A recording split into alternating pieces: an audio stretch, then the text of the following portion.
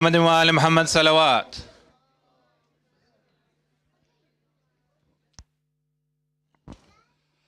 Brothers and sisters, we will begin the program with the recitation of Holy Quran by Musa Rother. Please welcome with salawat ala Muhammad wa Ali Muhammad.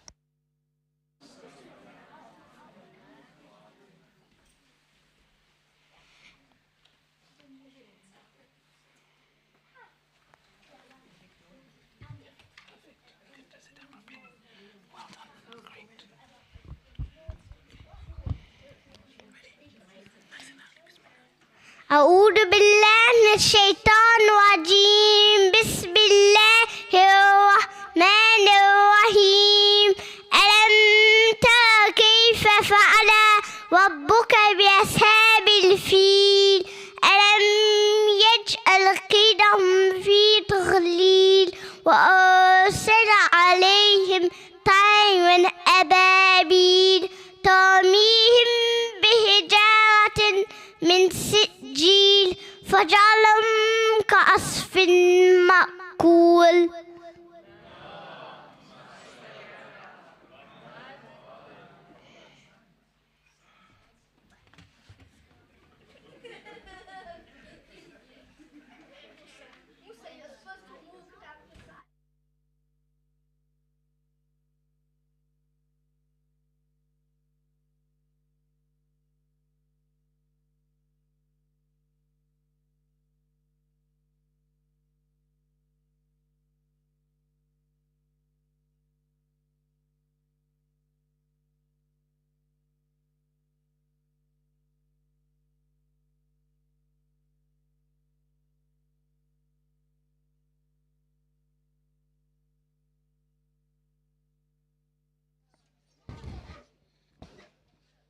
Brothers and sisters, today we are fortunate to welcome Nazmina Dhanji, who's going to be speaking to us about the magnetic pull of the Quran on its primary Arab audience. Please welcome her with salawat ala Muhammad wa Ali Muhammad. Nazmina Dhanji, the founder of Arabiq Online, is a busy multitasking mother of four. She is also the author of 50 Qur'anic Comforts for Mums and a published translator of many works from Arabic to English. She's a fellow of the Chartered Institute of Linguistics. She headed the Department of Arabic Studies at Al-Mahdi Institute in Birmingham for several years, developing curricula in Arabic language and grammar. She also taught modules of Qur'an and Hadith Studies for many years. She founded Arabiq Online recently after having taught Qur'anic Arabic in classrooms across North London for many years. She then decided to bring her self-paced course online to help people connect to the Qur'an on a deeper level, regardless of geographical location or time zone. Please welcome her again with salawat ala Muhammad wa Ali Muhammad.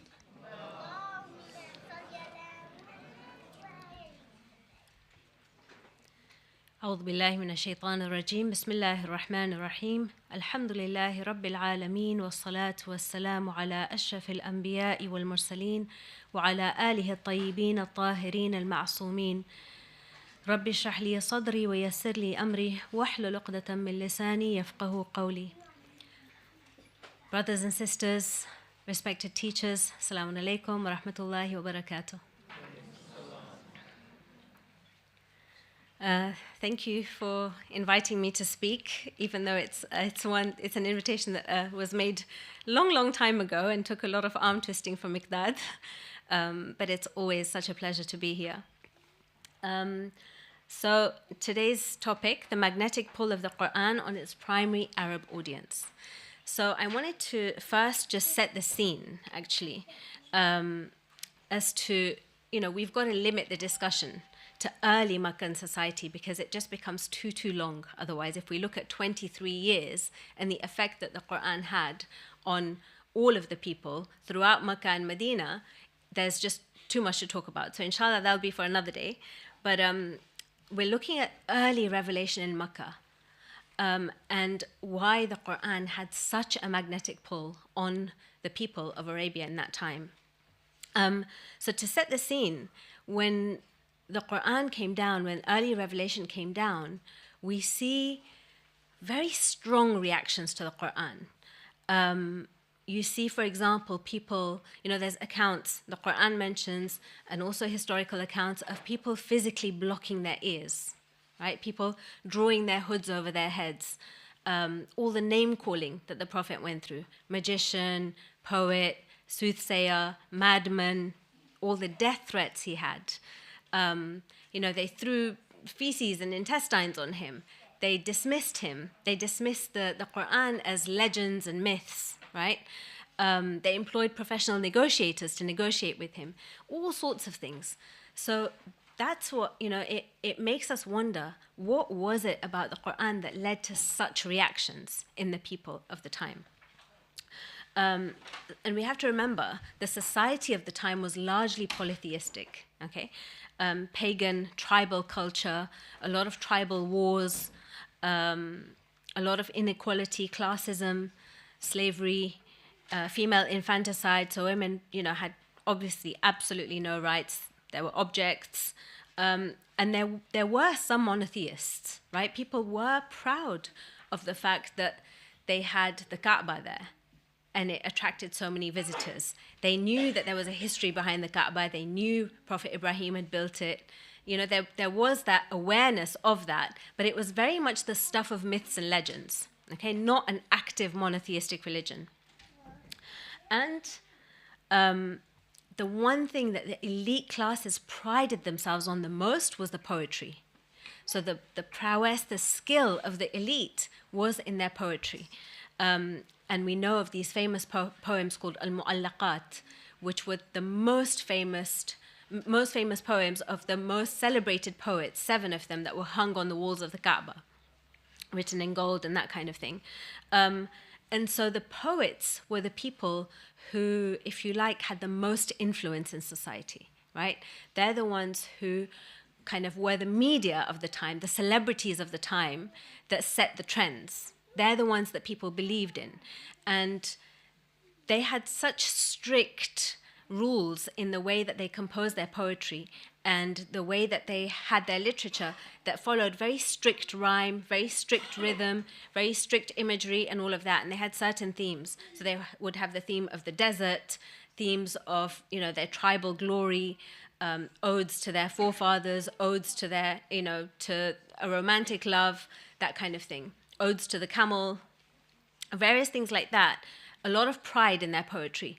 But what they would do is to fit the rhyme and the rhythm, they would add their own version of stories. There was a lot of poetic license, a lot of changing of facts, a lot of bending of truths and things like that to stick to the meter and the rhyme and things like that. So you find that the poets became very famous, very celebrated on who could tell the tallest story, not necessarily on who portrayed the truth, right? So it's very much about storytelling, poetry. They were paid, they traveled.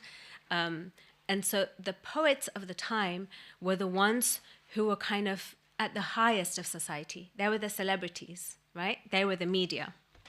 So that's something to be remembered. So the negative reactions to the revelation, like I said, was blocking their ears, physically turning away and dismissing, name-calling, the death threats and physically harming the Prophet, employing these negotiators. So they actually employed negotiators. There was one called Walid bin Mughira and Utbah bin Rabi'a. And they employed these people to come and talk to the Prophet and talk some sense into him and talk him out of what he was doing. And Walid bin Mughira was, again, a man of letters, educated, very wealthy, lots of wealth, lots of sons, a very respected man in society. And he comes, with a mind of dissuading the Prophet from his mission. And he only listens to certain ayat, and he starts describing the ayat as he's hearing them.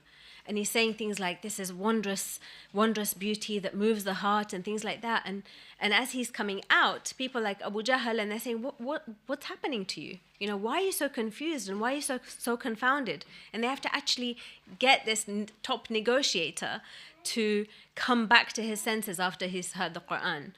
And he keeps kind of going back and forth and hesitating and can't believe what he's heard. They also had a lot of distraction techniques. So, for example, every time the Prophet would recite Revelation, they would start clapping and whistling and jeering and mocking loudly so people wouldn't hear the revelation. They even resorted to bribing him just to get him away from reciting the Qur'an. And there were also positive reactions to the revelation. So we know that, there were people who were drawn to the Quran and who used to listen in secret behind his house so that, they wouldn't get caught, or they were too embarrassed to go and things like that. There were people who were moved by its beauty, even disbelievers, lots of people. There's one famous poet called Tufail bin Amr, who again was warned by so many people when he was coming for Hajj. He came from a different tribe in the vicinity, and he's coming, for the annual pilgrimage, and he's told, whatever you do, don't listen to Muhammad, and he listens to him and completely changes, completely converts, and he was a major disbeliever. You had people, who instantly converted, like Umar bin Khattab, etc. You had people, obviously we know, Sayyidah Khadija, Imam Ali alayhi salam, who recognized it as the truth straight away and submitted with him. And even later in the Quran describes Christians and Jews whose eyes well up with tears when they hear the Quran, right? So even they're moved where they can't help but cry when they hear the Quran. So we've got, if you like, polar opposite reactions, right? Like visceral reactions to this. And it makes you wonder, why such strong reactions to the Quran? And there are several reasons. So firstly, the fact that the Prophet was unschooled, and the fact that he was ummi, right? He was not known to have ever recited poetry, composed poetry, any of that. And now he's threatening these celebrities, right? Here comes a man out of nowhere and recites this, this beautiful kind of poetry sounding thing, but it's not actually poetry, and it's making them look bad. So the fact that it actually responded to their actions in real time. So as things were happening on the ground, someone taunts the Prophet, someone, makes a remark, and the Quran makes mention of it, right? In real time, as things are happening, the Quran is repeating it. And the fact that its message was evolving to suit the needs of the community. And then the various themes, so the theme of the afterlife, monotheism, that now they're bringing them into accountability. It's challenging the people to change their ways, which they didn't want, and obviously undercutting their polytheism. And it was amazing because the Quran actually used symbols and things like that they were familiar with. The Kaaba, camels, nature, all of these things that the Arabs revered. But at the same time, especially in the early surahs, it talks about an afterlife. It talks about the akhirah, Jannah, Jahannam, and things that they would never have heard of, never have conceived of. At the way it describes it, the way it describes the coming of the Day of Judgment, the way it describes Jannah. Also, the fact that it was accessible for all, where poetry before were just for the elite. And here, it was the language of the Quran was simple enough for everybody to understand. Whereas if you examine Jahili poetry, pre-Islamic poetry, the language is actually very difficult. Even the way it's structured and everything wasn't easy for people to understand. It was there for the elite and the educated. But here was the Quran that was simple enough actually for people to understand. And the main thing, the absolute main thing, was its literary and linguistic pool. The fact that they couldn't label it. It wasn't prose, it wasn't poetry. They called it saj'a, which is like rhymed prose, but then it would kind of not be that. It confused them every step of the way. Every time they thought they'd got it, it would kind of turn. So it played them at their own game, but beat them at it. And you'll notice that about certain surahs. It'll follow a beautiful rhyme, and then all of a sudden the rhyme will change when it's making a point. The rhythm, all of that. It almost sets the rules and then breaks them. It sets the grammar rules and then breaks them. So it was always there to confound these poets where they couldn't box the Quran into anything of their doing. And it kept on challenging them to bring something like it. So today I want to go through these rhetorical devices, actually zoom in on the Quran. And for anyone who's done any kind of English literature, who studies English, even if they're doing SATs or English GCSEs or in high school, they'll recognize some of these devices because it's the same ones that we use in English literature. But across all literatures, you'll have these devices used. But the Quran is jam-packed full of them, right? It's only that we have to know how to read the Quran, how to study the Quran.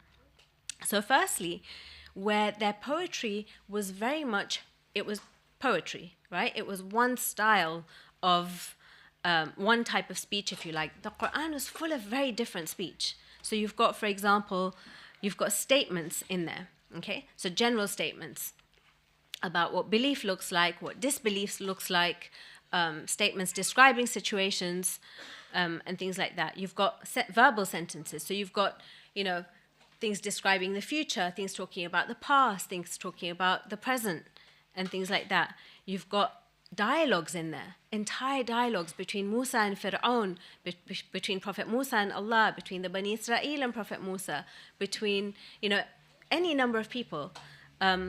Allah's introducing dialogue. There's stories and parables, right? Allah said, gives the parable of the mosquito, and the parable of the good tree and the bad tree, and the parable of the two gardeners. There's these parables coming up. He asks a lot of rhetorical questions in there as well, right? Do they not think, do they not ponder, is, the reward of goodness anything but goodness, that kind of thing.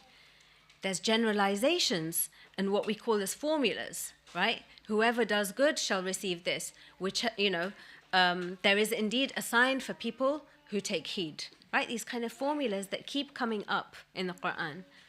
And lastly, you have these kind of parallel structures. There's always a comparison between good and evil, heavy scales and light scales, bright faces and darkened faces, the seeing and the blind, the station of the believers, the station of the unbelievers. Lots and lots of contrasts in the Quran. So it was very different to what they had been used to, right? In the sheer variety of speech that it used. And then the actual rhetorical devices that it goes into. So I'm literally going to give you one or two examples of each of these. And there's pages and pages. I've only brought the ones that are like the most salient, but this is going to fit on 2 slides. There's actually 4 more slides at home that I haven't included here because there's so many that are packed in, okay? So for example, one of the things the Quran is very good at doing is emphasis. So the particles of emphasis are things like qad, la, nun shadda, right? So Surah Takathur, for example, is full of it. لَتَرَوُنَّ الْجَحِيمِ ثُمَّ لَتَرَوُنَّهَا عَيْنَ الْيَقِينِ, right? That nun shadda that comes up. So the Quran is full of very emphatic statements. And when it uses these emphatic statements, at the time it would have made the Arabs sit up and think, okay, so, what's the big fuss? Like, why is there so much emphasis on this? There's also lots of proverbs and proverbial statements that they would have been familiar with, like, هَلْ جَزَاءُ الْإِحْسَانِ إِلَّا الْإِحْسَانِ, right? Is the reward of goodness anything but good? Imagery, that's one thing the Quran is amazing at. And again, it would have evoked the imagination of the elite of that time, the poets of that time. So it paints graphic pictures about things, graphic pictures about someone who backbites, right, as eating the flesh of his brother, or the deeds of a hypocrite being like a mirage, right? It looks like water, but when he gets there, it's nothing, right? To the desert Arab, that would have meant something very significant. How excited they get to see water in the desert, and then it ends up being a mirage. So it uses these kind of imagery that they would have been very familiar with.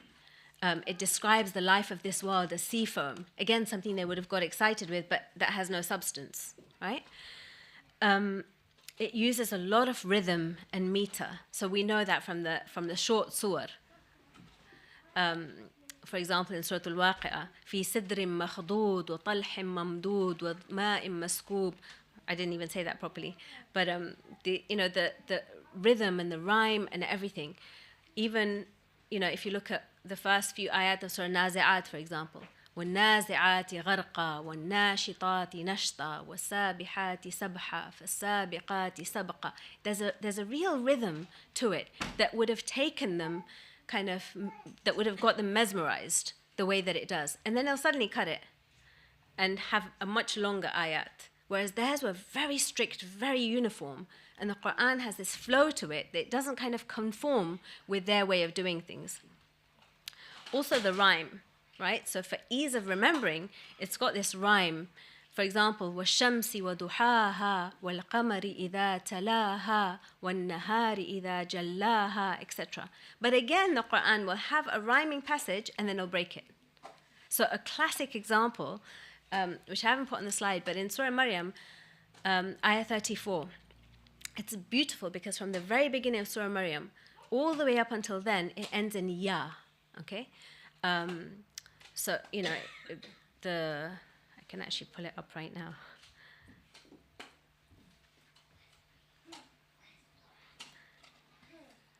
So let me give you an example. So Surah Maryam, up until then, it's 34. So for example, وَبَرًّا بِوَالِدٍ, so it's talking about Prophet Yahya first. Prophet Yahya and then Prophet Isa. وَبَرًّا بِوَالِدَتِي وَلَمْ يَجْعَلْنِي جَبَّارًا شَقِيًّا وَالسَّلَامُ عَلَيَّ يَوْمَ وُلِدْتُ وَيَوْمَ أَمُوتُ وَيَوْمَ أُبْعَثُ حَيًّا. And it continues. And then it says, ذَلِكَ عِيسَى بْنُ مَرْيَمَ قَوْلَ الْحَقِّ الَّذِي فِيهِ يَمْتَرُونَ. It doesn't end with that ya. It ends with this un. And the whole line just breaks. And what it would have done at the time was it would have made them sit up and say, wait, that didn't rhyme. You know, like why? And it would have made them question. And that's because it's such an emphatic statement. It's introducing, it's being the punchline at the end and saying, that is Isa ibn Maryam. That's the one who you're full of doubts about. Right? So whenever Allah is trying to make a statement in the Quran, there'll be some shift. Shift in the grammar, shift in the vocab, shift in the rhyming that would have made the Arabs of the time kind of sit up and take notice, right? So at every stage, every corner, they had some rhetorical device that made them sit up and take notice. The Quran is also full of alliteration and onomatopoeia. Maybe some of the younger ones can explain to the older ones what onomatopoeia is. What's onomatopoeia?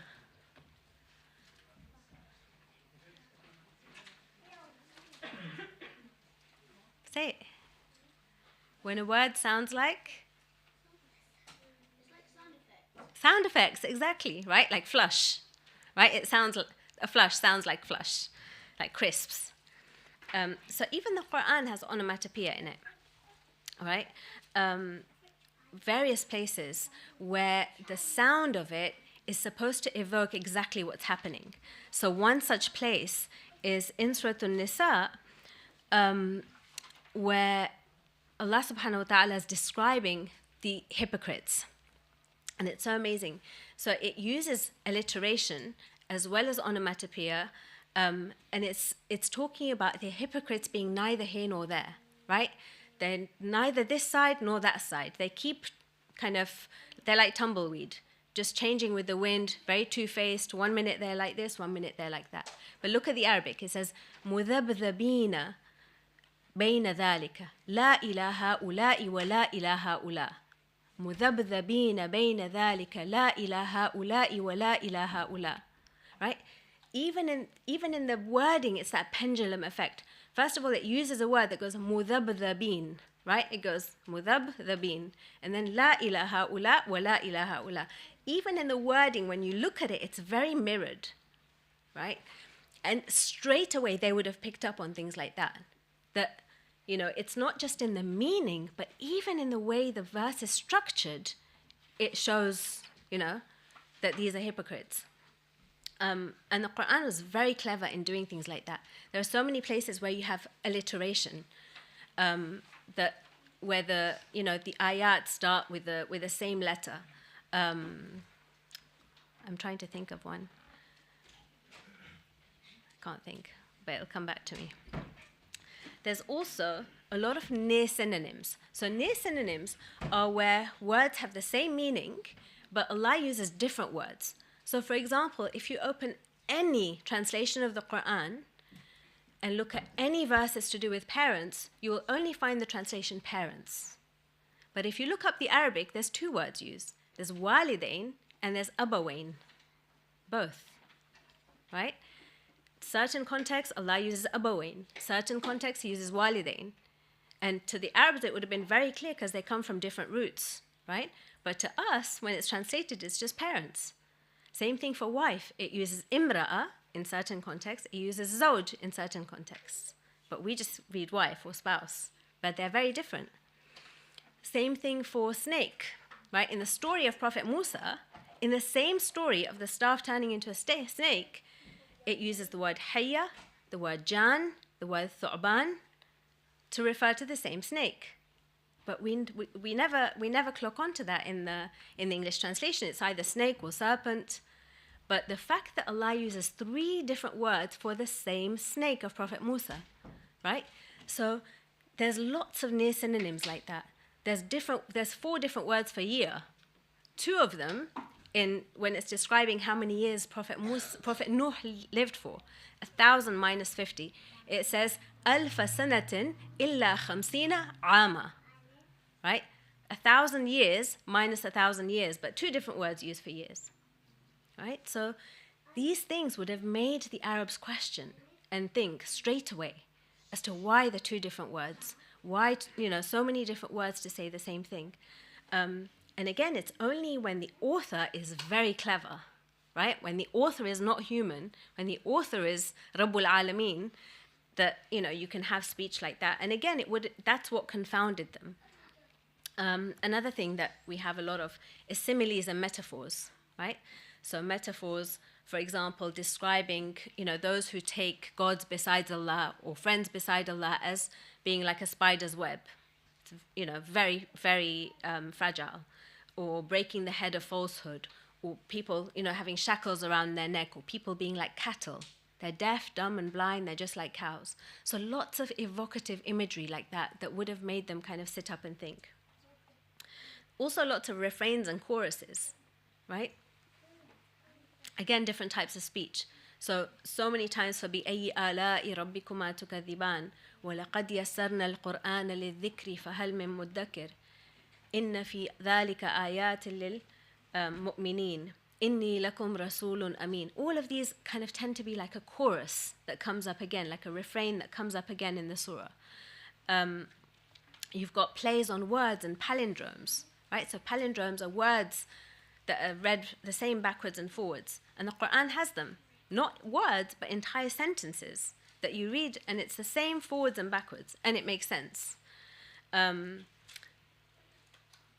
Oaths. Now, this is a really important one, because this is how many of the surahs of the Qur'an start. So you've got, for example, several surahs in the Qur'an starting with oaths, right? So, وَالشَّمْسِ وَالضُّحَى وَاللَّيْلِ لَا أُقْسِمُ بِهَذَا الْبَلَدِ, right? Allah swears by certain things. And the Arabs were used to swearing by things in their poetry.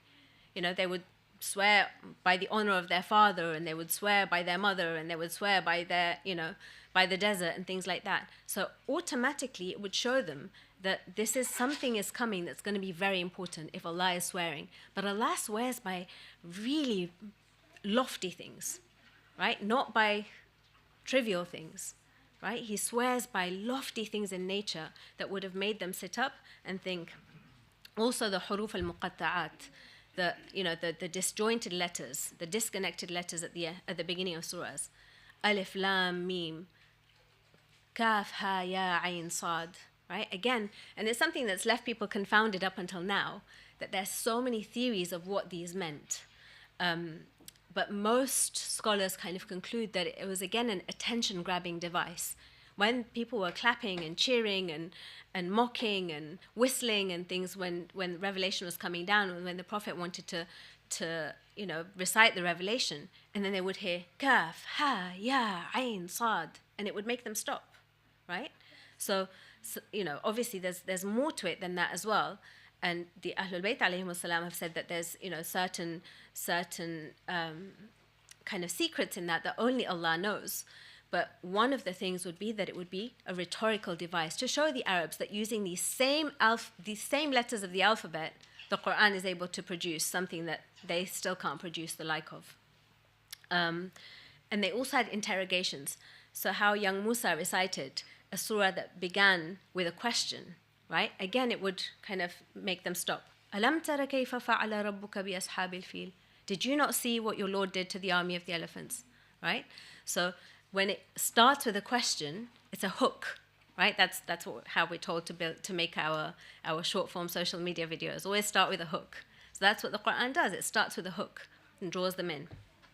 And puns, right? So puns are something, that's enjoyed in languages where a word has kind of a double meaning, a double entente, and the Quran does that. So for example, in the story, in the surah, Surah Masad, in the story of Abu Lahab, right? It uses a pun in that Lahab. Lahab means flames. And Abu Lahab's name wasn't Abu Lahab. He was called that. That was his nickname because he had rosy cheeks, right? He was supposed to be a very handsome man with very rosy cheeks. And so he was called Abu Lahab because it was like he was on fire. He was hot, right? And the Quran plays on that. He says, تَبَّتْ يَدَا أَبِي لَهَبٍ وَتَبْ مَا أَغْنَى عَنْهُ مَالُهُ وَمَا كَسَبْ. Neither his wealth nor anything his hand is that he's earned is going to avail him. سَيَصْلَى نَارًا ذَاتَ لَهَبٍ. He's going to enter a fire that has lahab, right? So it plays on the fact that he was, his own beauty, his own honor, the thing he was most arrogant and proud about is going to turn into him, and he's actually going to burn in lahab. So it uses that. And you'll see another one just now as well that we'll do. So, again, this was just an assonance. That'll take a while. So that was just a glimpse, actually a glimpse of the rhetorical devices. And like I said, there's pages and pages of them, right, that are in the Quran. And, we come across them when we do poetry analysis and Shakespeare and all the rest of it. But the Quran is jam-packed full of them. We've just not learned how to study the Quran like that, right? But the people who do, the people of poetry, the people of literature, would have been bowled over when they heard it. They didn't even have to read it, but this was speech coming down. There was no first draft, second draft, editing, none of that, right? It came straight down directly. And so again, that was something, where their poetry might have taken them ages of drafting and redrafting and, performing and practicing. The Prophet was just coming out with it. So I just quickly wanted to show you examples of where these come up and how they come up and what makes a surah so beautiful. So looking at Surah Al-Alaq, the very first surah to be revealed, and again, just so we get accustomed to to looking at the rhyme, to looking at the rhythm, and Allah starts with a command, Iqra, right? Iqra bismi rabbika alladhi khalaq. خلق الإنسان من علق اقرأ وربك الأكرم الذي علم بالقلم علم الإنسان ما لم يعلم. So notice how many lams and memes there are in just ayah 4 and 5, right? علم بالقلم علم الإنسان ما لم يعلم. There's a lot of assonance and a lot of beauty in just that, okay? And even in the meaning of it, the first thing Allah is saying is He created mankind out of something attached, right? Out of a clot. So alaq, like I said, they're hanging poems are called mu'allaqat. Anything which you attach on a wall, a surface, is mu'allaq, right? That root alaqa means to be attached. A relationship is alaqa, right? Ta'alluq is attachment. So Allah is saying He created mankind from a clot, from something attached. But attached to what? Right? Attached to Him. Right? He's created mankind to be attached to Him. خلق الإنسان من علق. Right? So physically, yes, from a clot of blood, but actually He's attached. He's got an attachment to Allah. Because then what does Allah say after that? He says, كلا. It's like, alas, إن الإنسان ليطغى. Man becomes rebellious, أَرَّآهُ اسْتَغْنَى, when he thinks of himself as self-sufficient. He thinks he's all independent. He thinks he has no need of God. He thinks he's all that, So right from the beginning, it would have captured them because it's turning everything on its head as to how mankind sees himself in the world. And Allah is saying, this is how you see yourself, but actually you're attached to me.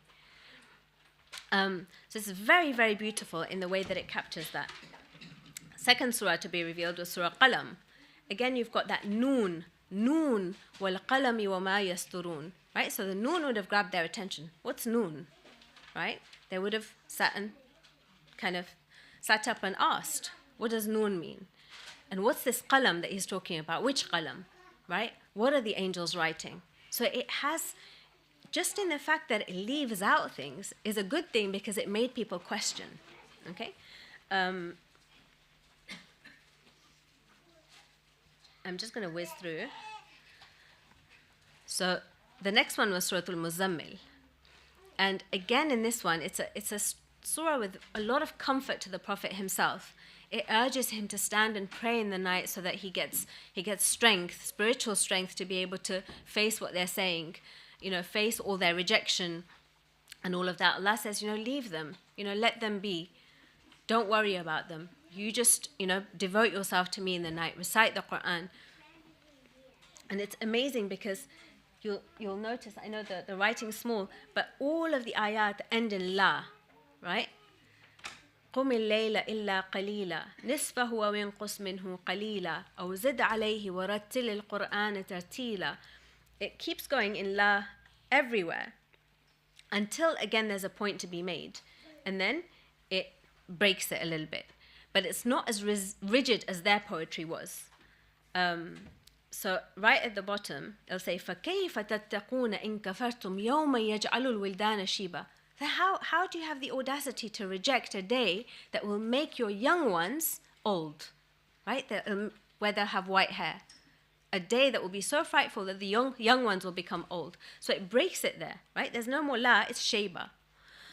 And the way the kind of imagery it uses to describe the Day of Judgment here, يَوْمَ تَرْجُفُ الْأَرْض, on the day that the earth will shake, وَالْجِبَالُ وَكَانَتِ الْجِبَالُ كَثِيبًا مَهِيلًا, that the mountains would become like sand, like soft sand, right? So all of these would have evoked that kind of imagery and wonderment in them.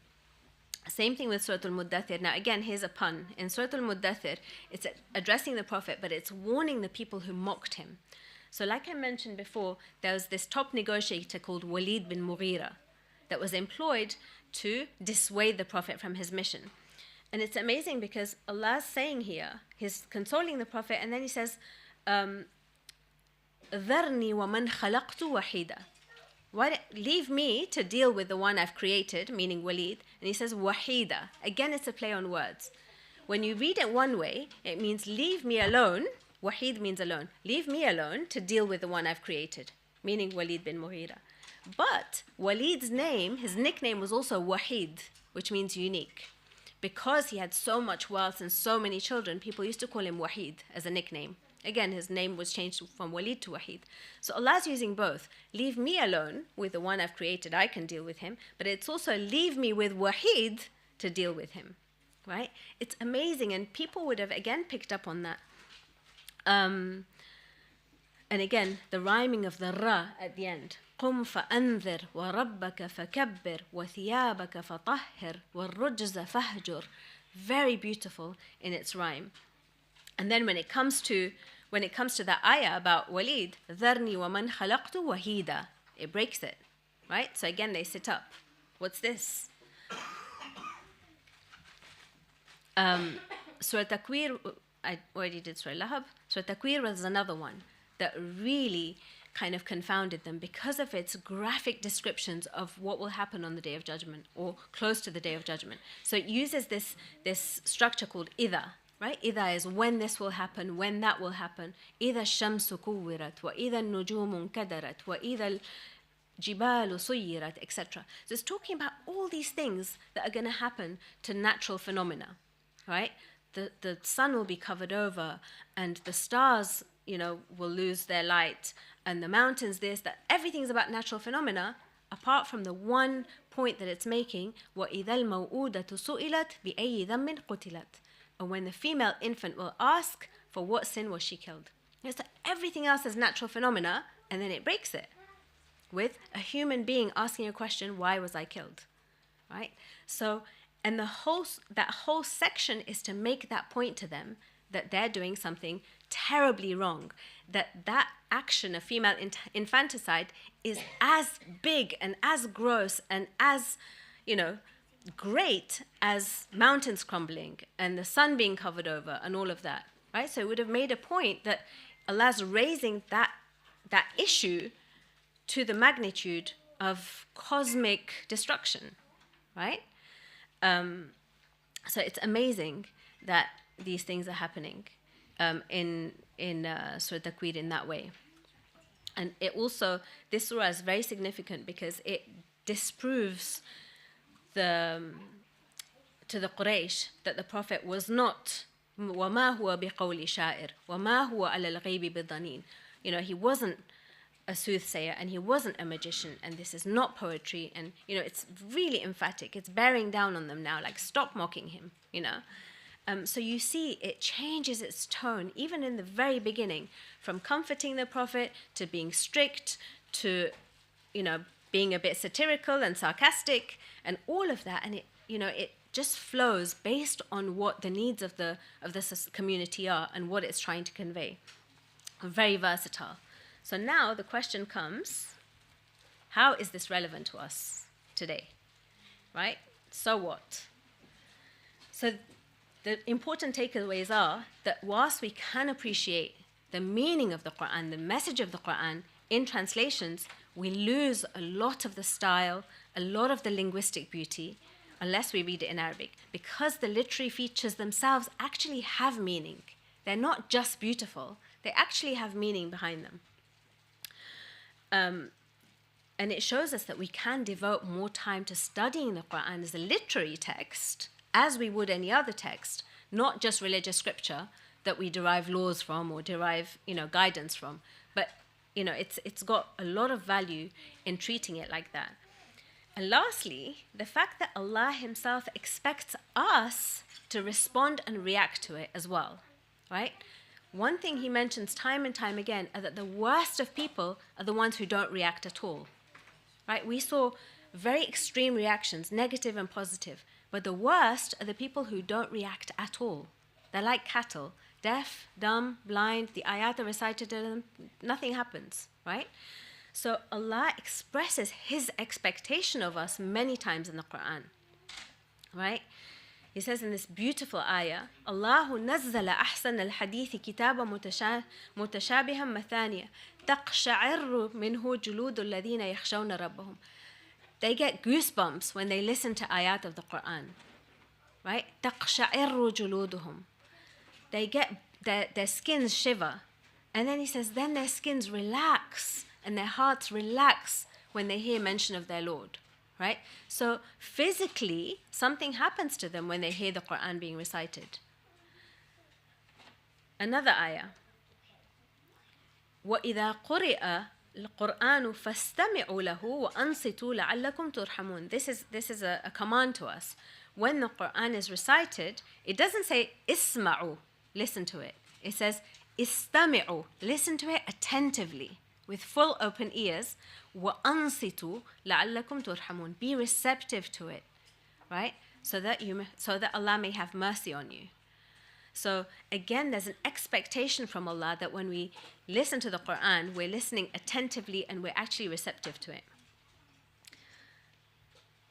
Another one, أَفَلَا يَتَدَبَّرُونَ الْقُرْآنَ أَمْ عَلَىٰ قُلُوبٍ أَقْفَالُهَا. Do they not ponder on the Quran, or are there locks on their hearts? Again, Allah's giving us His expectation, and it's a very emphatic ayah when He starts with أَفَلَا, right? أَفَلَا يَتَدَبَّرُونَ الْقُرْآنَ, as if it's like a given. What? They're not pondering? Right? He's making out like it's a given that we should be pondering on the Quran. And last one, and this one always gets to me.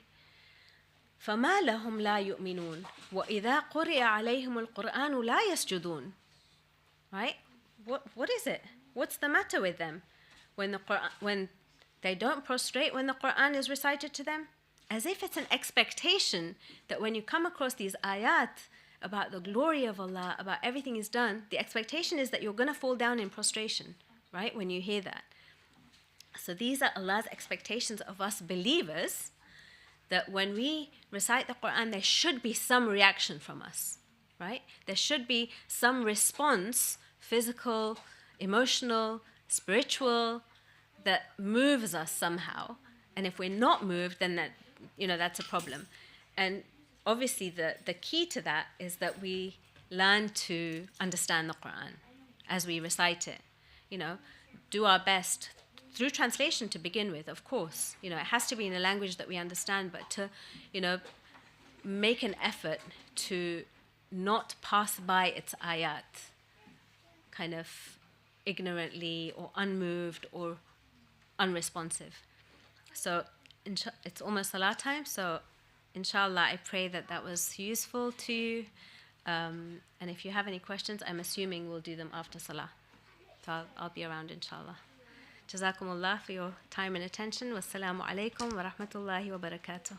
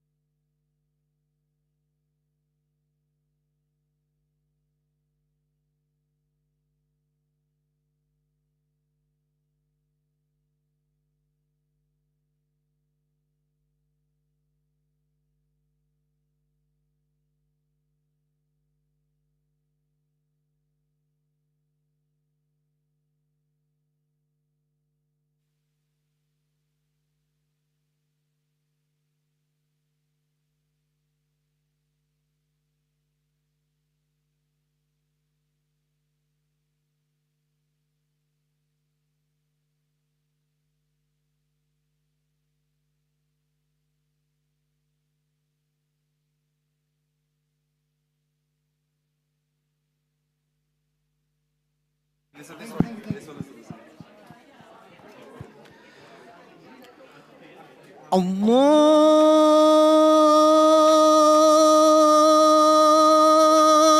أكبر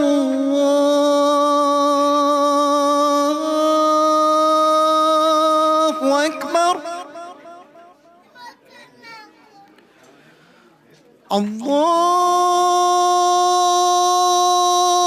الله أكبر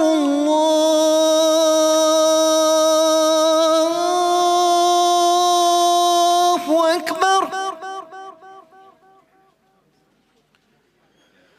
أشهد أن لا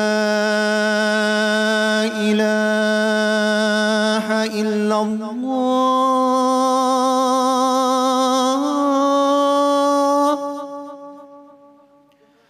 أشهد أن لا إله إلا الله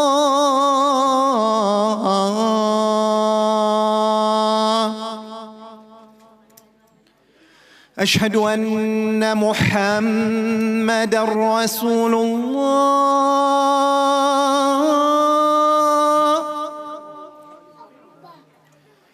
أشهد أن محمدًا رسول الله حي على الصلاة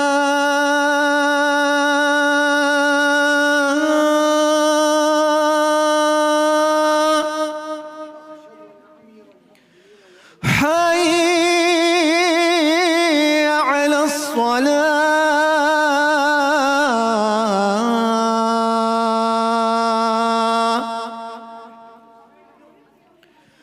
حي على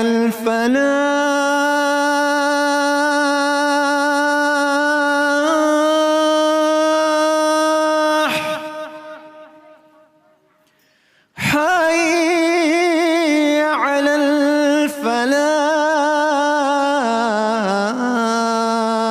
الفلاح حي على خير العمل حي على خير العمل الله أكبر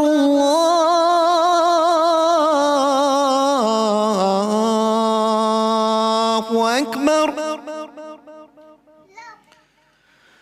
لا إله إلا الله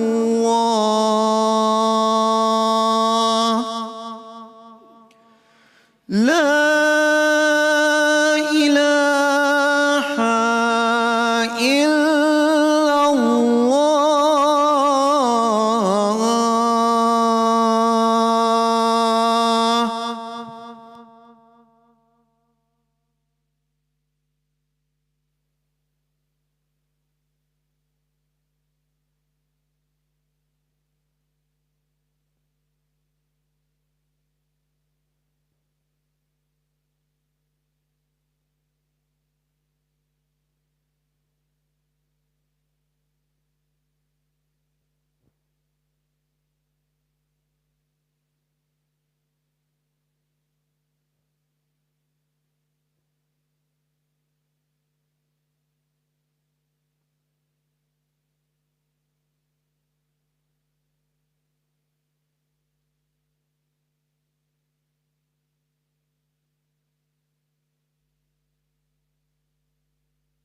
بسم الله الرحمن الرحيم. الله أكبر الله أكبر.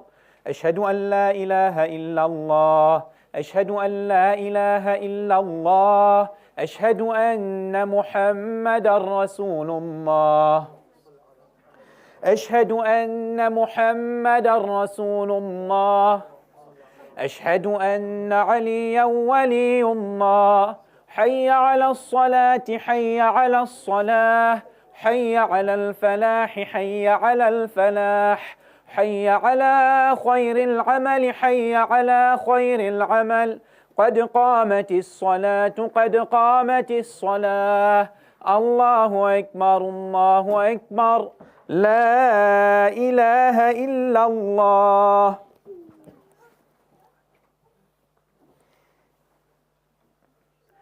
الله أكبر.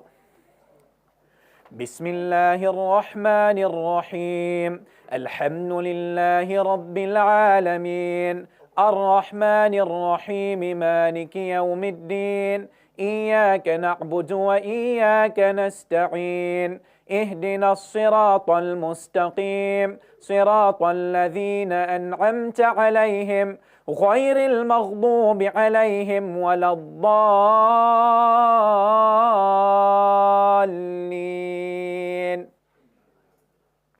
بسم الله الرحمن الرحيم. إنا أنزلناه في ليلة القدر وما أدراك ما ليلة القدر. ليلة القدر خير من 1000 شهر. تنزل الملائكة والروح فيها بإذن ربهم من كل أمر. سلام هي حتى مطلع الفجر. الله أكبر. سبحان ربي العظيم وبحمده. ربي صل على محمد وآل محمد. سمع الله لمن حمده. الله أكبر. سبحان ربي الأعلى وبحمده. ربي صل على محمد وآل محمد. الله أكبر. أستغفر الله ربي وأتوب إليه. الله أكبر. سبحان ربي الأعلى وبحمده. ربي صل على محمد وآل محمد. الله أكبر. بحول الله وقوته أقوم وأقعد.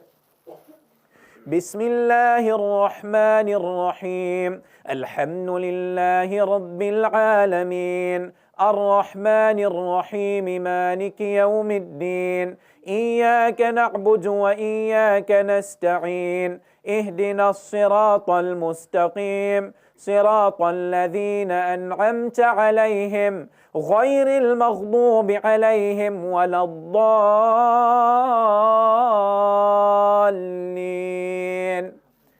بسم الله الرحمن الرحيم. قل هو الله أحد الله الصمد لم يلد ولم يولد ولم يكن له كفوا أحد. الله أكبر. ربنا آتنا في الدنيا حسنة وفي الآخرة حسنة وقنا عذاب النار. الله أكبر. سبحان ربي العظيم وبحمده. ربي صل على محمد وآل محمد. سمع الله لمن حمده. الله أكبر. سبحان ربي الأعلى وبحمده. ربي صل على محمد وآل محمد. الله أكبر. أستغفر الله ربي وأتوب إليه. الله أكبر. سبحان ربي الأعلى وبحمده. ربي صل على محمد وآل محمد.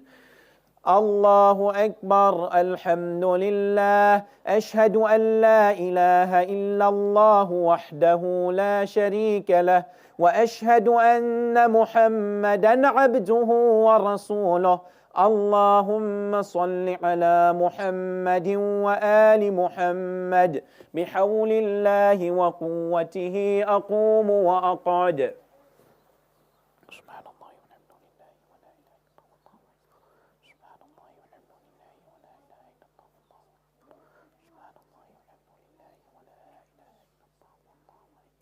الله أكبر. سبحان ربي العظيم وبحمده. ربي صل على محمد وآل محمد. سمع الله لمن حمده. الله أكبر. سبحان ربي الأعلى وبحمده. ربي صل على محمد وآل محمد. الله أكبر. أستغفر الله ربي وأتوب إليه. الله أكبر. سبحان ربي الأعلى وبحمده. ربي صل على محمد وآل محمد. سبحان الله سبحان الله سبحان الله. الله أكبر. الحمد لله. أشهد أن لا إله إلا الله وحده لا شريك له، وأشهد أن محمدا عبده ورسوله. اللهم صل على محمد وآل محمد. السلام عليك أيها النبي ورحمة الله وبركاته. السلام علينا وعلى عباد الله الصالحين. السلام عليكم ورحمة الله وبركاته. الله أكبر الله أكبر الله أكبر. الله.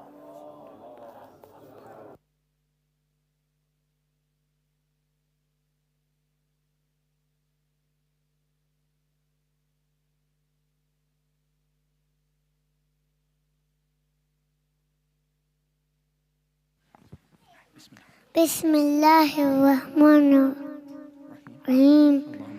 اللهم إني أسألك موجبات رحمتك وعزائم مغفرتك والنجاة من النار ومن كل بلية والفوز بالجنة ونفيد عليه السلام وجوار نبيك محمد عليه السلام.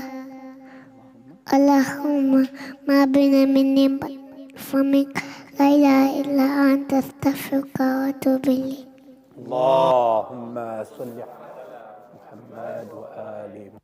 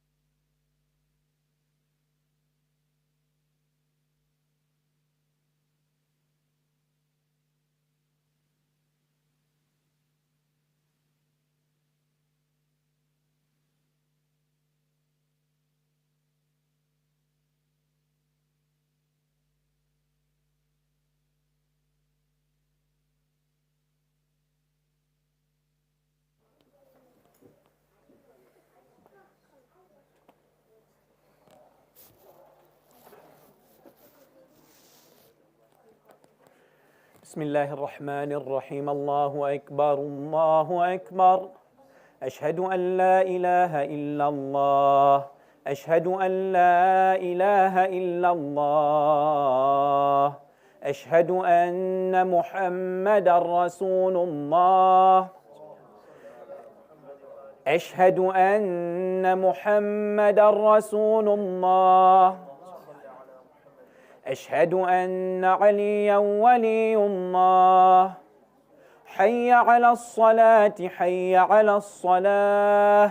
حي على الفلاح حي على الفلاح.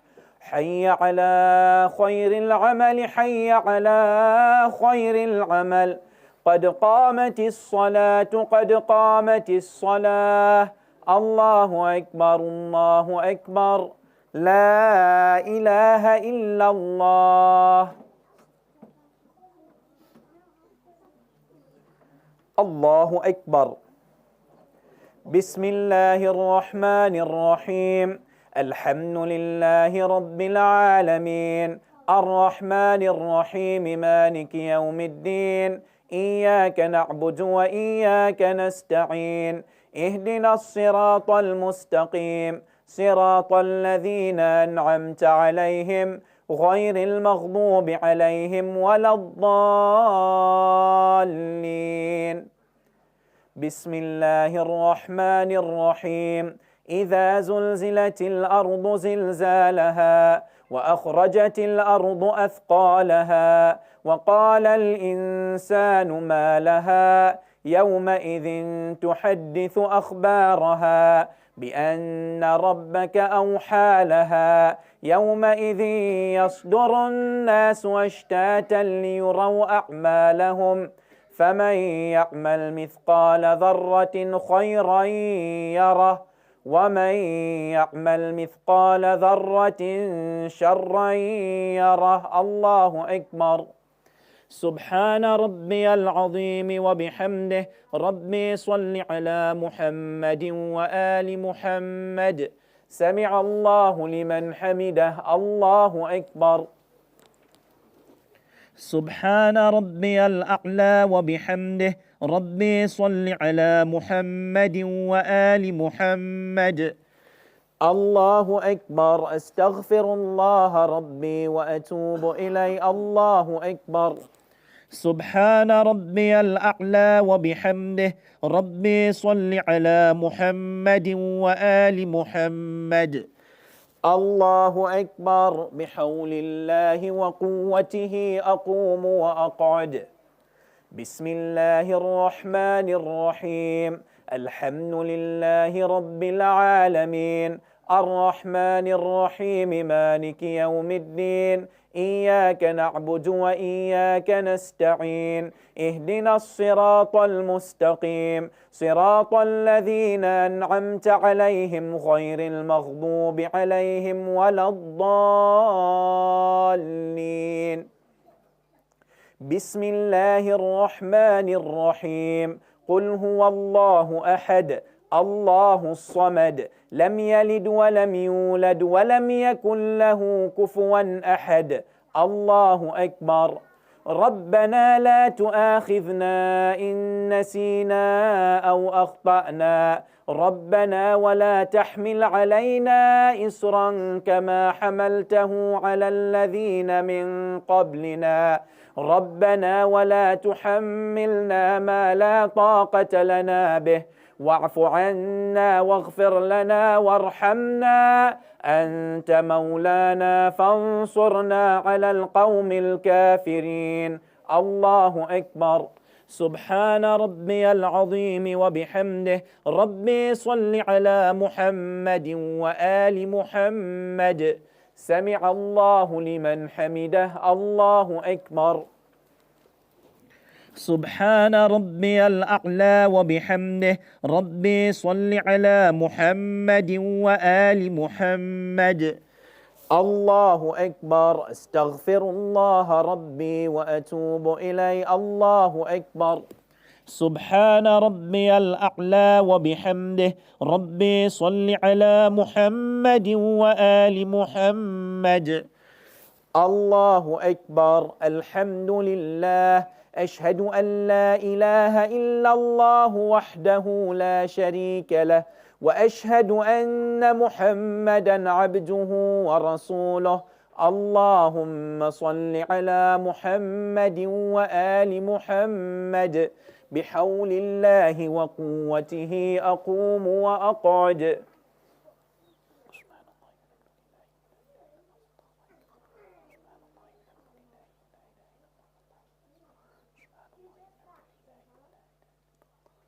الله أكبر. سبحان ربي العظيم وبحمده. ربي صل على محمد وآل محمد. سمع الله لمن حمده. الله أكبر. سبحان ربي الأعلى وبحمده. ربي صل على محمد وآل محمد. الله أكبر. أستغفر الله ربي وأتوب إليه. الله أكبر. سبحان ربي الأعلى وبحمده. ربي صل على محمد وآل محمد. الله أكبر. بحول الله وقوته أقوم وأقعد.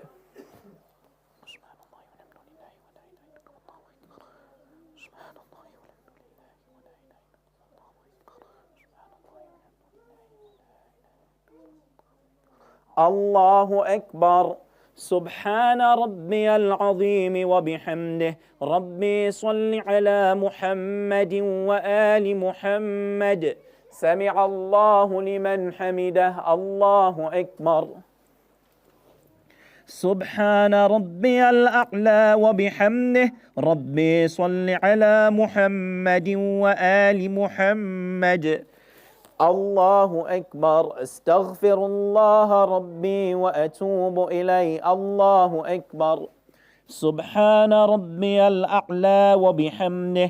ربي صل على محمد وآل محمد. سبحان الله سبحان الله سبحان الله.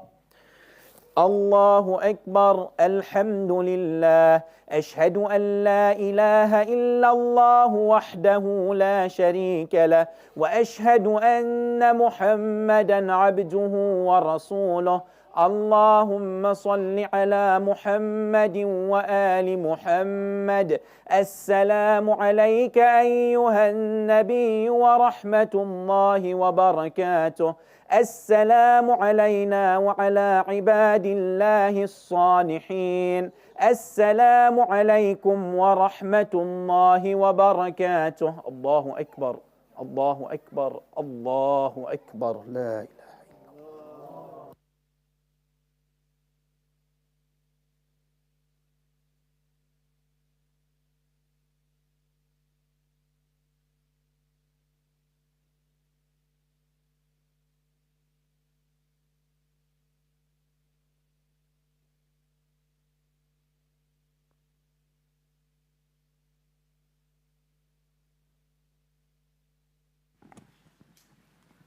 بسم الله الرحمن الرحيم. اللهم صل على محمد وآل محمد. اللهم إنه ليس لي علم بموضع رزقي، وإنما أطلبه بخطرات تخطر على قلبي، فأجول في طلبه البلدان، فأنا فيما أنا طالب كالحيران. لا أدري أفي سهل هو أم في جبل، أم في أرض أم في سماء، أم في بر أم في بحر، وعلى يدي من ومن قبل من. وقد علمت أن علمه عندك وأسبابه بيدك، وأنت الذي تقسمه بلطفك وتسببه برحمتك.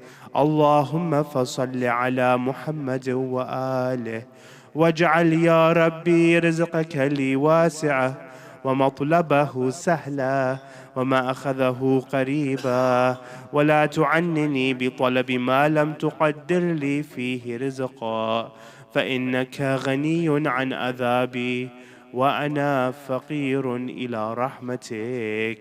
فصل على محمد وآله، وجد على عبدك بفضلك، إنك ذو فضل عظيم.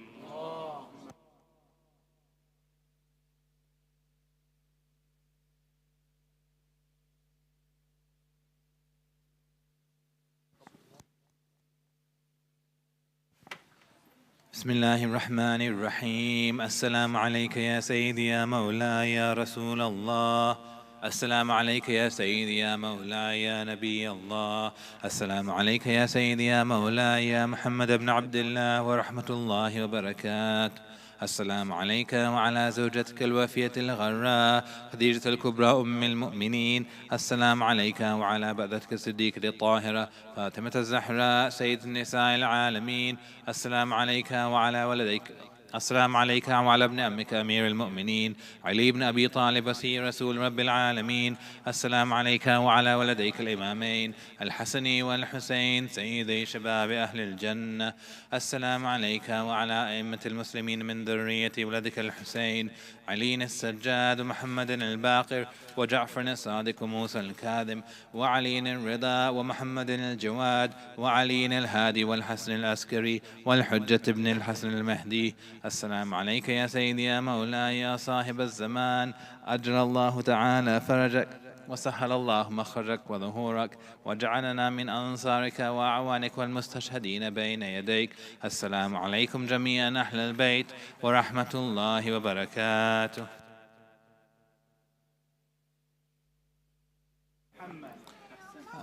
Brothers and sisters, we'll now have a question and answer session. Can we just sit on the floor rather than taking out the chairs again, if that's okay?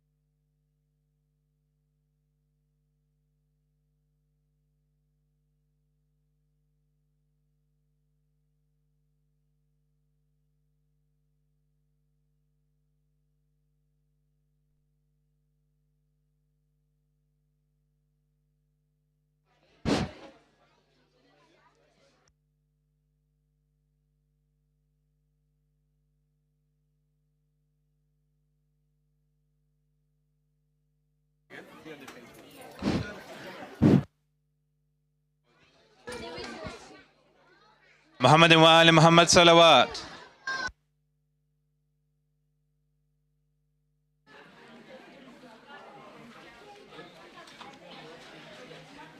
محمد وآل محمد صلوات.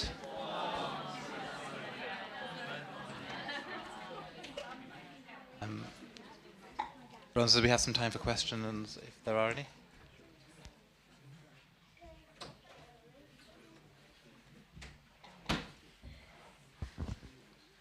Assalamualaikum. Alaikum salam. Thank you so much for your talk. You're welcome.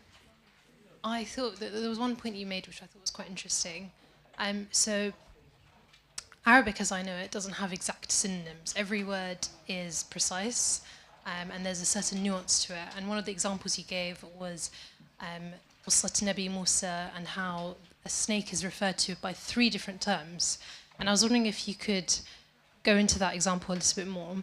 And then following that line of thought, there's the ayah in the Qur'an, I can't remember the verse 4, sorry, Surah 4, verse 34, and it's about الرجال قوامون على النساء, and then the verse ends with the word أضربونهن, and this is like highly contentious in its interpretations. But this word apparently can mean 4 different things.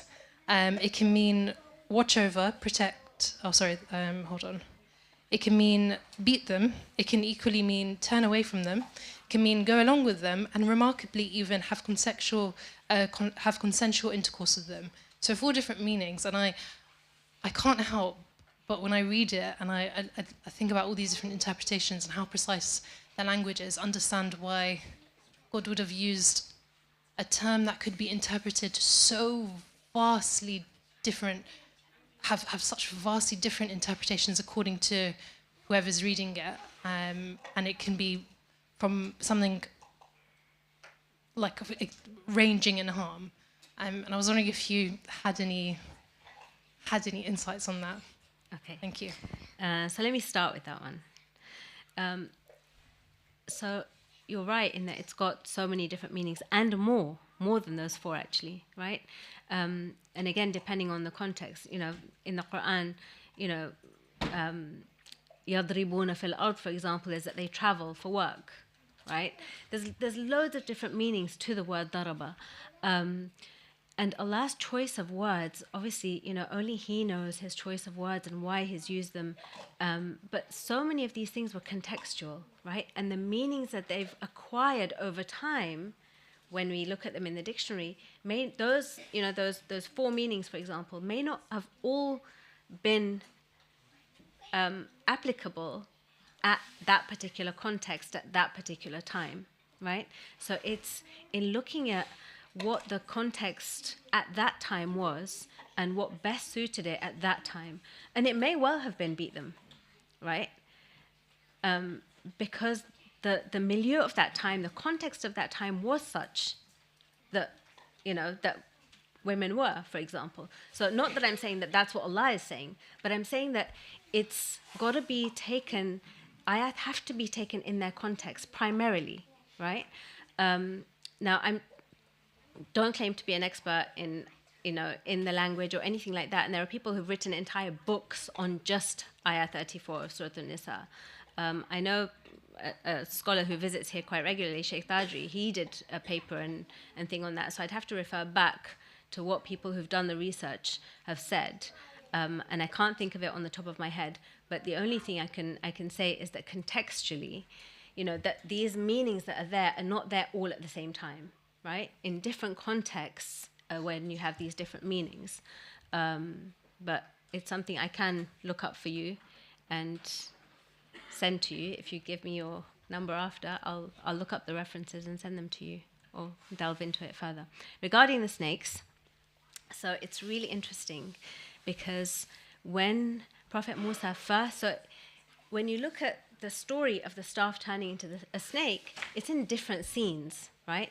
So the very first scene where the snake features is when Prophet Musa is at the top of the mountain with a burning bush and Allah asks him, what's in your hand? And tells him to throw it on the ground, right? That's scene one. Scene two is where he first goes to Fir'aun after Allah tells him, now go to Fir'aun. And he first goes and tells him, let the Bani Israel go, right? That's the first instance. And then the third scene is the showdown with the magicians, right? And when he goes with them. So essentially this snake features in 3 or even 4 different scenes. Now the first time when Allah tells Prophet Musa to cast down his staff, it turns into hayyatun tas'a, a snake. So hayya is just a generic name for a snake. And he says, كَأَنَّهُ جَانٌ, as if it's kind of possessed. So it's basically a grass snake. It's a very small kind of grass snake and it's moving about. And Prophet Musa, he's got khifa, he's scared, right? It's just turned into a snake and Allah tells him to actually pick it up, right? So that was just for Allah to show him that, you know, what's possible with this staff. It wasn't designed to cast terror or fright into him that Prophet Musa is going to run away, right? Just a little bit of fear Prophet Musa has, right? And he's able to pick it up again. The second scene, it calls it by thu'ban because it's designed, and thu'ban is the word for a venomous snake, like a cobra or a python even, right? And that's in front of Fir'aun.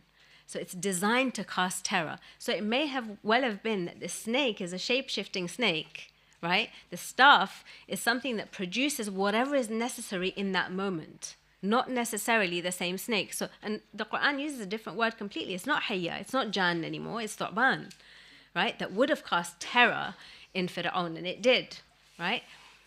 And then in the showdown with the magicians, it's interesting because Allah doesn't even use a word for snake there, right? It doesn't say it was a python. It doesn't say it was a hayya.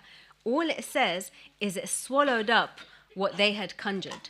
So it could have been an alligator. It could have been something else. Whatever it was enough for them to prostrate and denounce whatever they had believed before, right? It was powerful enough. Now, whether it was scary enough, whether it was, whatever form it took, it was enough to fill them with awe, not necessarily dread and terror that they ran away, but they actually fell down in prostration. It doesn't tell us what that thing was, right? Because the focus of the ayah, what Allah wants us to focus on is their conversion, is the fact that they prostrated, right? Not what the animal was. So it's really interesting that Allah uses these different words very specifically to illustrate that. But unfortunately, the English. Assalamu alaikum. Alaikum salam. Thank you for your talk. So I have a couple of questions. So firstly, were there any records of the Prophet being involved in any those poetry circles before revelation? Nothing. Or was he a newbie on the scene completely? Yeah, newbie. No record of him ever having composed poetry or even been involved in poetry or anything like that. And then also there's also debates within the Muslim community about whether the Prophet was literate or not. So did that play into, at the time, the response that people had to his sort of revelation of the Quran?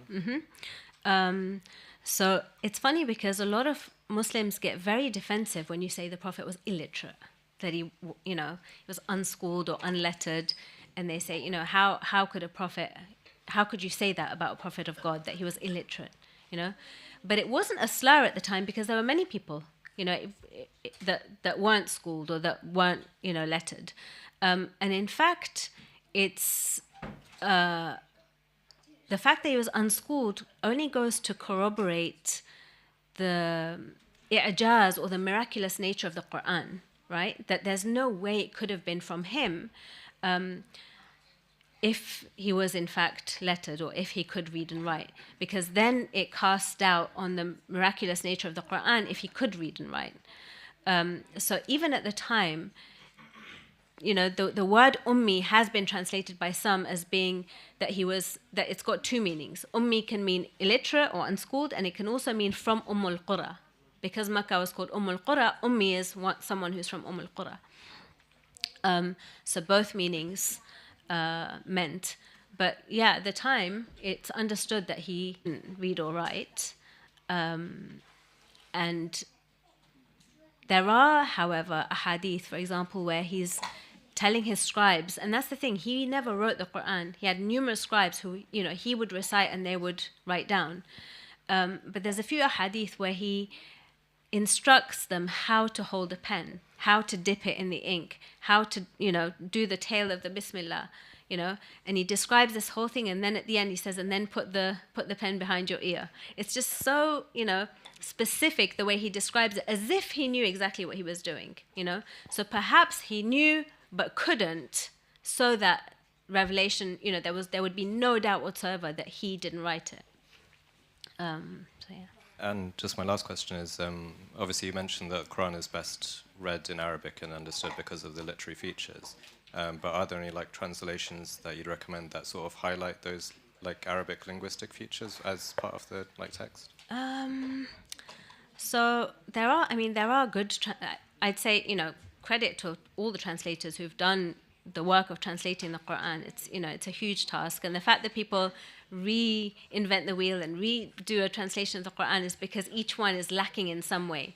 So I haven't found one that's absolutely comprehensive. But one I would really recommend is the Study Quran, compiled by Sayyid Hussein Nasr, because whilst it's got translation, the commentary is also really good and points out subtle differences like this a lot of the time. And it's not as heavy going as reading a whole tafsir, but I feel like it picks out the best bits from various tafasir. So Study Quran is one that I refer to quite a bit. Also the translation by Muhammad Abdul Halim. So he was actually one of my professors at SOAS. And his translation is the one most used in academic papers and things like that. That's the one most recommended. The way his is, is it doesn't kind of pause after each ayah. So there'll be a comma or something, and there'll be like a little superscript number, but it very much flows in paragraphs. And he also makes note of certain things like that. And he's very, very knowledgeable in Arabic literature as a whole, like pre-Islamic Arabic literature, poetry, all of that. So his background gives him that, more of a solid foundation in it.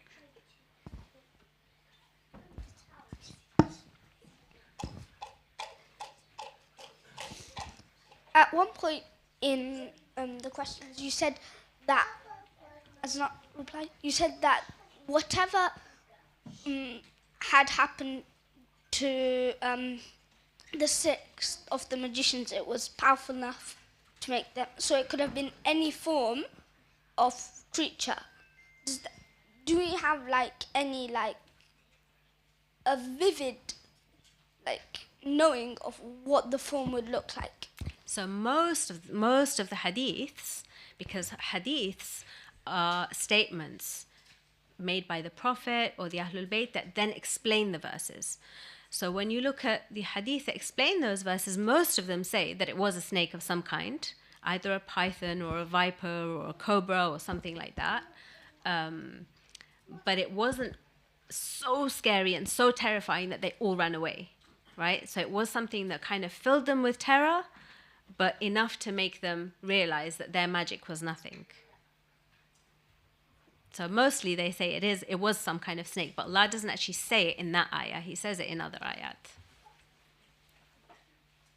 But we don't know what type of snake exactly.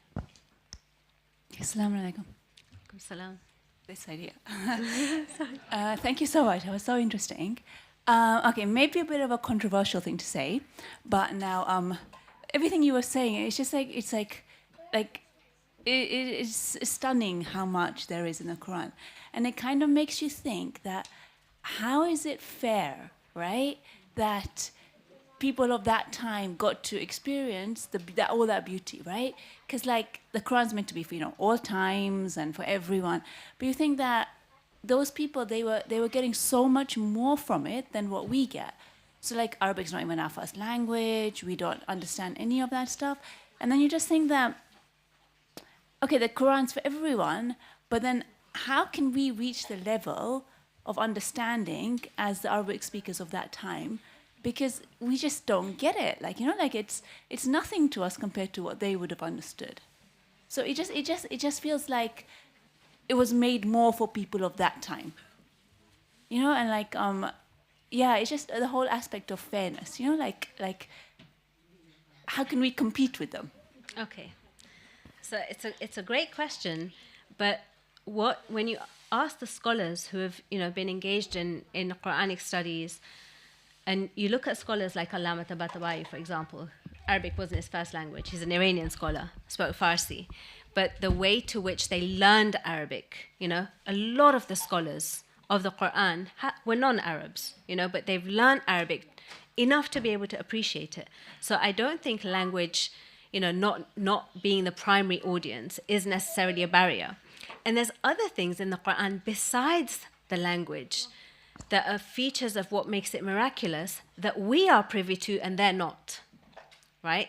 So when you look at the layers and layers of the Quran, look at, for example, when Allah describes the creation of the human being, right? Allah describes it, all the various stages that now we know to be called embryology, which they would never have known. They had no clue about ultrasounds or, the various stages of development of a fetus or what happens or what doesn't happen. Allah describes it for them, but the way we're able to appreciate it, they never could have, right? So in a way, it's unfair that we have that. We have telescopes. We're able to appreciate the planets and the stars and have images of these things that Allah describes that they could only imagine, right? So we're privy to so many things that are mentioned in the Quran now that they couldn't, right? The transport, when it talks about, things of the skies and all of that, we can actually appreciate gravity and,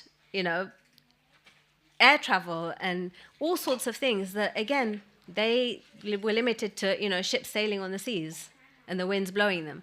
But for us who understand science now, there's so much in the Quran that science corroborates that we're able to appreciate and they're not, right? So the Quran, when you look at what scholars say about it, the top scholars have been engaged in it for 80 years of their life. They'll say it's as fresh today as the first day I read it. I'm still discovering new things in it, they'll say.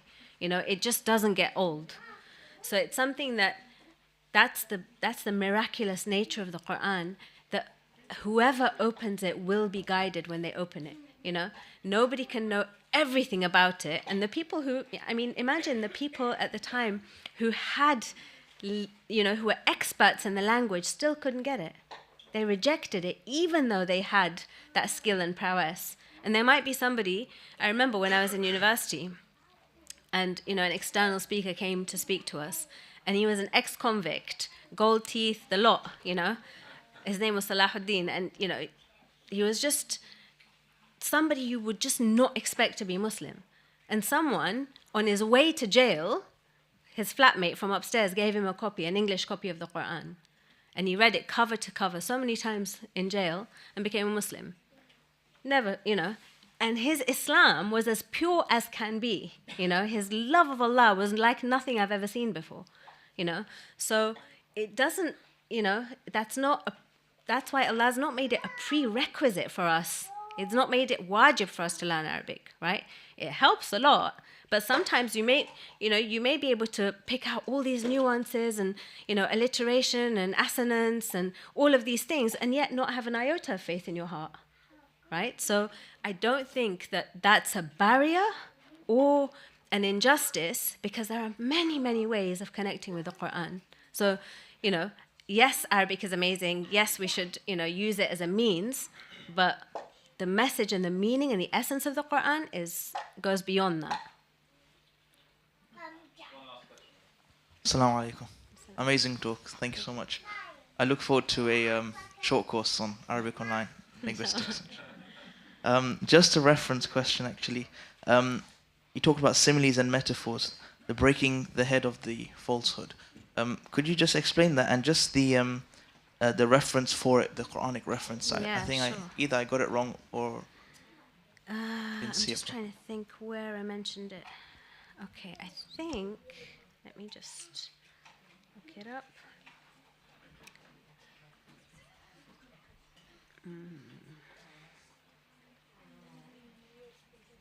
Sorry, just give me 1 second.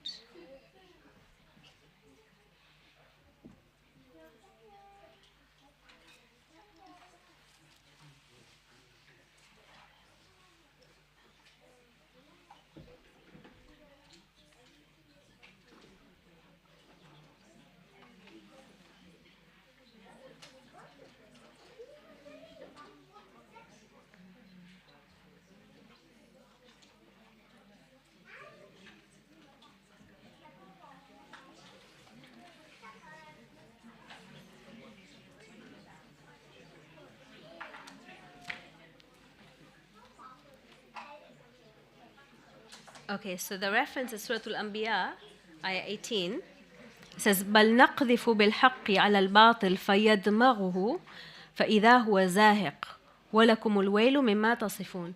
That's where that, إِنَّ الْبَاطِلَ كَانَ زَهُوقًا comes from. That we cast the truth against falsehood. It's almost like we throw the truth against falsehood and it breaks its head. فَيَدْمَغُهُ, dimagh is this bit here. It breaks its head and it vanishes. Because al-batila kana zahuqa. So the context of it is where people are rejecting that there's a creator to the heavens and the earth. Shukran. Thank you very much. I think we'll have to end there. I know there's been a lot of interest, but inshallah you're still around, so people can ask you later. Muhammadun wa ala Muhammad salawat.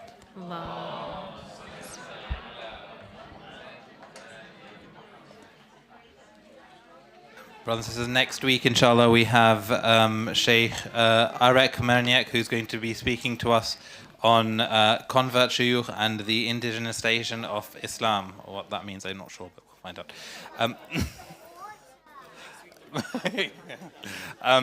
Our regular programs continue, inshallah. On Sunday, we'll be having tafsir classes in the morning, and we'll also be having Husseini Madrasa. We have tuition classes. On Mondays, we have ladies' exercise classes. On Tuesdays, we have ladies' exercise classes and yoga classes. On Thursdays, we have our Dua Kamal and Yasin program. On Friday, we have our regular lecture program. Please do join us for any of those programs.